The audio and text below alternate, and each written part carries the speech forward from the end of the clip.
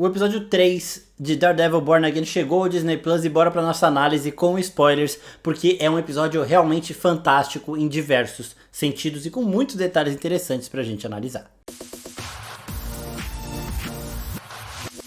E aí, seus geeks, tudo certo? Eu sou o Marcos Veloso e vamos para mais um vídeo de análise com spoiler do episódio da semana de Demolidor Renascido, a série do Demolidor que está de volta no Disney Plus. O episódio já está disponível, ele foi antecipado, né? O horário de verão lá dos Estados Unidos mudou, então ao invés de sair às terças-feiras 11 horas, ele sai às terças-feiras 10 horas da noite. Vai lá no Disney, assiste e depois volta pra cá porque esse vídeo tá cheio de spoiler. Primeiro de tudo, um ponto dos episódios anteriores aqui que é bom a gente citar, que o Wilson Fisk, quando ele estava falando dos vigilantes, né? As pessoas não podem sair por aí usando um amuleto mágico, nem roupa de aranha, né? O Wilson Fisk nesse momento, ele cita o Homem-Aranha, é sempre bom a gente lembrar que o Homem-Aranha é um herói conhecido em Nova York. Né, as pessoas também veem ele patrulhando por ali. O final de Homem-Aranha 3 é ele passando exatamente em cima da árvore que momentos depois a Kate Bishop iria derrubar na série do Gavião Arqueiro. Então ele está por ali e ele é visto por ali. As pessoas não lembram que ele é o Peter Parker, mas o Homem-Aranha é um ser que também existe e é muito conhecido, e o Wilson Fisk tem conhecimento dele. E uma outra coisa bem interessante que a gente vai falar mais pra frente nesse vídeo é que provavelmente tivemos uma citação à família Morales, né? Da família do Miles Morales, que é o outro Homem-Aranha. A gente vai falar disso daqui a pouco, porque também foi bem interessante. Bom, vamos começar falando dos Fisks, né? Vanessa e Wilson Fisk, porque eles estão naquela terapia de casal com alguns problemas e cada vez mais o Fisk vai mostrando que ele segue no controle, né? Eu já falei disso nos primeiros vídeos, dos 2 primeiros episódios e no podcast. O Wilson Fisk vai voltar a ser o rei do crime, ele está aos poucos retornando esse papel, e quando ele fala pra Vanessa que eles têm que deixar o pessoal, né, menor ali do crime se matar, ele já vai mostrando também um pouco de crueldade. O final do episódio mostra ele full crueldade, fazendo a justiça com as próprias mãos quando as coisas não saem como ele quer. E uma coisa bem visual que eu aprendi na minha faculdade, nas aulas de cinema, é que nós temos algumas cores que simbolizam algumas coisas. Por exemplo, o vermelho, ele chama a atenção para uma situação, porque se você olha a tela, o vermelho e o amarelo vão ser as primeiras cores que vão chamar a sua atenção. E uma coisa que a gente tem que analisar e que várias vezes acontece realmente é a presença da cor roxa e a cor vermelha. A cor vermelha geralmente ela está relacionada à morte da pessoa que está usando a roupa ou de alguém próximo a ela, e a cor roxa simboliza também a morte de alguém próximo à pessoa que está usando essa cor, né? Isso aí não é uma regra que vai sempre acontecer, mas é um detalhe interessante pra gente ficar de olho, porque nas duas consultas que a Vanessa Fisk foi, as consultas lá com a Heather Glenn, a psicóloga, né, a terapia de casais, a Vanessa estava usando o roxo, né? E aí, se ela foi assim, nas duas consultas estava com outras duas pessoas do lado dela, o Wilson Fisk e a Heather Glenn, a gente pode interpretar que eles estão querendo nos dizer que alguém daí vai morrer. Pode ser a própria Vanessa, mas é mais provável que por ser o roxo e não o vermelho, seja alguém próximo a ela. E como o Wilson Fisk não vai morrer, a minha aposta fica para a Heather Glenn. Sempre bom lembrar que no episódio 2 teve um psicopata querendo consultar com ela e ela não abriu o horário pro cara, né? Ela tem uma agenda muito requisitada e ela abriu o horário para o prefeito da cidade, alguém mais importante.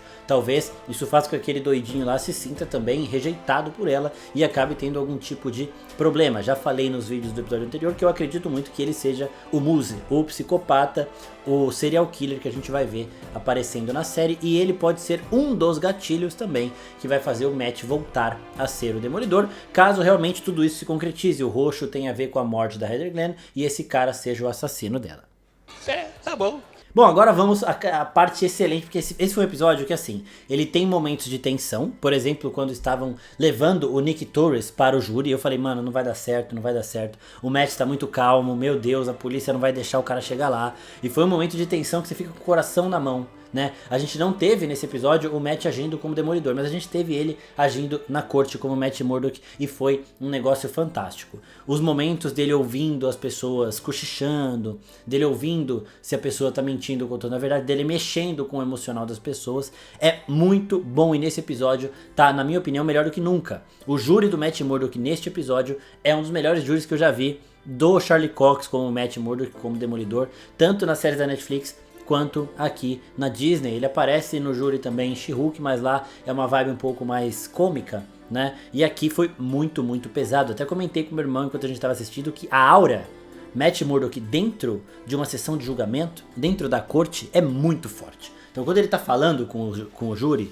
ele passa uma segurança muito grande, porque ele meio que está roubando, né? Ele consegue ouvir os batimentos das pessoas, ele consegue saber se ele está conseguindo alcançar o emocional daquelas pessoas, ele consegue saber se elas estão sendo convencidas pelo discurso dele. Então ele consegue saber se ele continua indo naquela linha ou se ele muda um pouco a rota, recalcula a rota. E é isso que ele faz aqui neste caso. Quando a testemunha que ele tinha ali que poderia ajudá-lo falha com ele, e tava na cara que ia falhar porque é um ambiente muito hostil, toda a polícia olhando pro cara com aquela cara de ódio, né?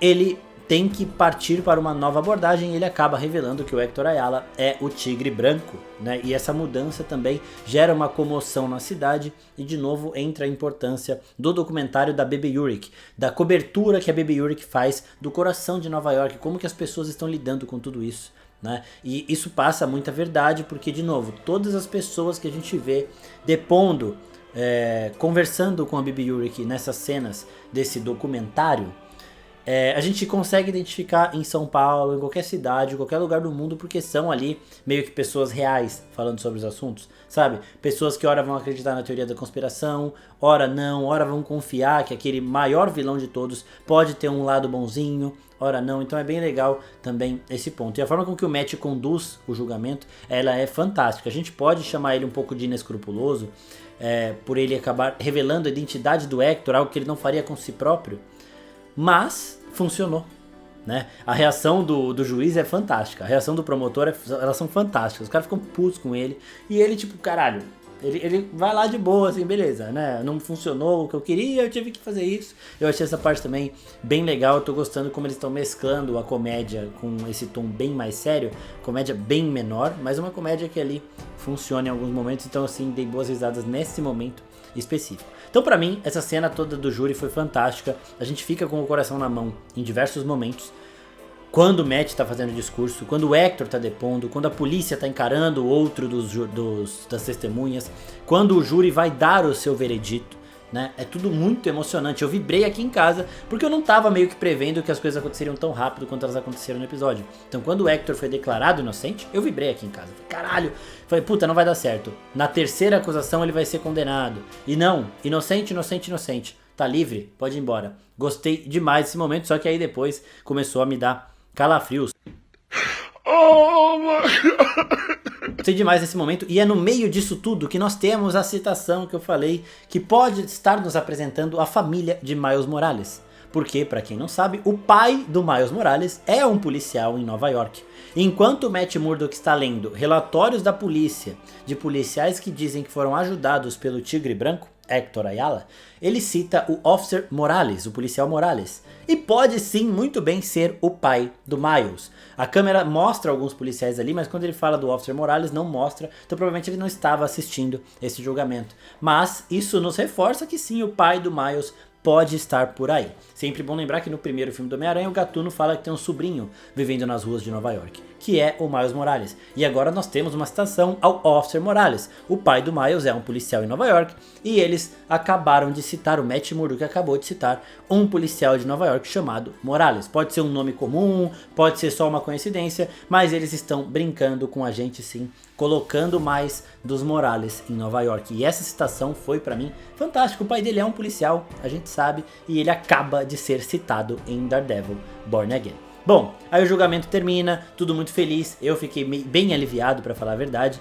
depois de tudo ter acontecido da forma que aconteceu, mas ao longo desse julgamento nós vamos vendo algumas pessoas com uma tatuagem do Justiceiro, e eu já adianto pra você, a pessoa que matou Hector Ayala obviamente não é o Justiceiro. Né? Vocês viram desde o episódio 2 policiais com a marca da caveira, que é a caveira do Justiceiro, mas não é o Justiceiro em si. São outras pessoas que gostam de fazer justiça com as próprias mãos. Uma hora que o Matt vai entrar no esconderijo, a gente vê esse símbolo pichado numa parede escrito Triggered. Triggered é meio que gatilho, engatilhado, então tipo alguma coisa que ativa um gatilho na pessoa, ou alguém que está pronto para dar um tiro, né? Então este grupo São policiais que muito provavelmente gostam de fazer as justiça com as próprias mãos, do jeito que a gente tá vendo, ou policiais que não suportam os vigilantes e querem meio que colocar o seu nome ali. A gente viu alguns desses, né? Um com tatuagem no braço, um com tatuagem no pescoço sem fazer questão nenhuma de esconder. E aí no final desse episódio, com a soltura de Hector Ayala, o Wilson Fisk ele tem o gatilho que ele precisava para fazer o que ele quer. Então assim, uma coisa que a gente aprende na série da Netflix e que sempre volta é que o Matt Murdock é movido por: quando a justiça não faz o seu papel, eu, com as próprias mãos, faço. Então, quando ele não consegue vencer algum caso e ele acha que a pessoa que foi, por exemplo, inocentada não pode estar na rua, ele, como Demolidor, vai lá e senta a mão na pessoa e manda a pessoa para o hospital, para a cadeia, seja lá para onde for. E aqui nós vemos o Wilson Fisk fazendo a exata mesma coisa. O Fisk tem um problema muito grande com vigilantes. O que a Echo fez com ele traumatizou ele. Tudo que o Demolidor fez com ele também traumatizou ele. E ele não suporta ver vigilantes mascarados andando pelas ruas de Nova York. Então quando ele vê o Hector Ayala sendo solto na cidade dele, porque agora ele é o prefeito, além dele ser o rei do crime que já manda em Nova York pelos fundos, ele é o prefeito da cidade que manda em Nova York na frente também. Isso é até uma situação de hipocrisia dele, porque ele fala, pessoas que usam uma máscara são covardes que não têm coragem de se mostrar, mas ele mesmo, meu irmão até falou isso, ele usa uma máscara. A máscara dele não é uma máscara visual, mas é essa máscara de prefeito do povo e tudo mais, que ele usa para esconder o rei do crime que está lá atrás, e a gente viu ele soltando as asinhas mais uma vez nesse episódio. Então, no momento que o Hector Ayala é solto, o Wilson Fisk começa a agir e cria aquilo que a gente já sabia que teria pelos vazamentos da série, que é uma unidade de polícia focada em caçar vigilantes. Está aberta a caça aos vigilantes. E esses policiais com essa tatuagem da caveira do justiceiro são esse esquadrão de elite que vai atrás de qualquer um dos mascarados que aparecer por Nova York. É claro que essa polícia que sai matando o vigilante por aí não é uma polícia licenciada, né? Não é um esquadrão tipo a SWAT, não é nada disso, né?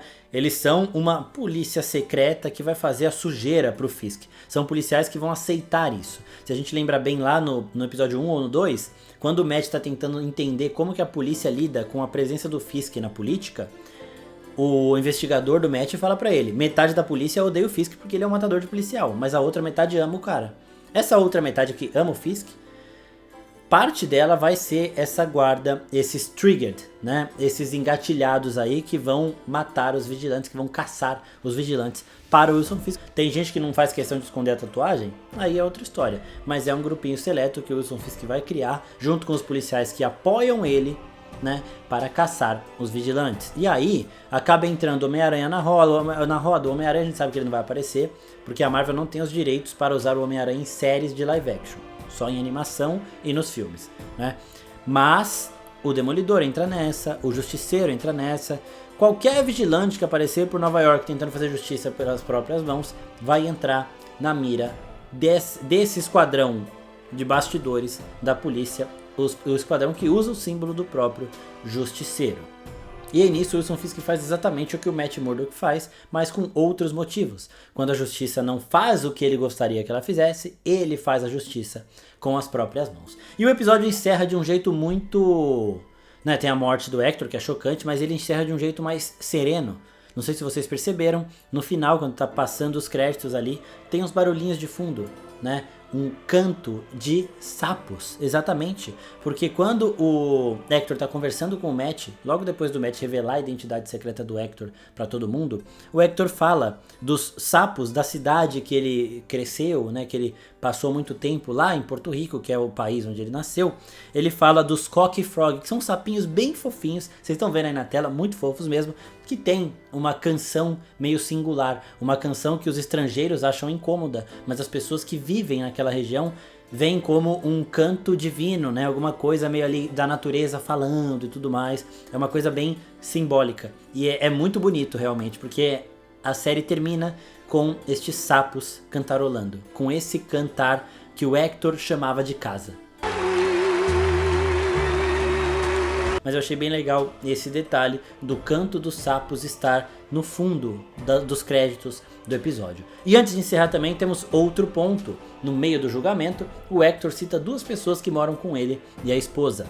ele cita a irmã dele e a sobrinha dele. São Angela Del Toro, a sobrinha, e Ava Ayala, a irmã do Hector. Elas duas herdam o manto do Tigre Branco depois do Hector. Então, depois do Hector morrer, nas HQs ele também é morto pelas mesmas circunstâncias, uma situação bem parecida. A Angela Del Toro, a sobrinha dele, assume esse manto. A Angela também acaba morrendo, e aí depois ela é ressuscitada pelo Tentáculo, uma trama de ressuscitação do Tentáculo que a gente já viu em Defensores, que eles ressuscitam a Elektra, então provavelmente isso não vai voltar. Depois dela, quem assume é a Ava Ayala, que é a Tigre Branco, a Tigresa Branca, que a gente vê, por exemplo, nas animações do Homem-Aranha, que tem uma relação mais próxima com o Homem-Aranha, alguém mais jovem também, né? Então é bem legal ele ter citado também essas duas, porque elas estão por aí, e agora que elas sabem que ele é o Tigre Branco, e que ele se tornou um mártir, porque a morte dele vai ser noticiada pra todo mundo, pra quem quiser ouvir, e vão achar que foi só retaliação de um cidadão que achou que um criminoso estava solto na rua,